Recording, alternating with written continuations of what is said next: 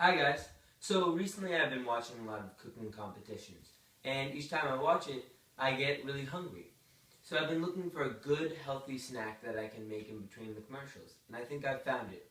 Broccoli and cheese. My personal favorite is broccoli and cheese from Birds Eye. For the first commercial break, all you have to do is a setup. First, just take the cheese and broccoli out of the box, peel the lid off, which I already did, then easily just pop it in the microwave on high for 4.5 minutes. During the next commercial break, all you have to do is grab your snack.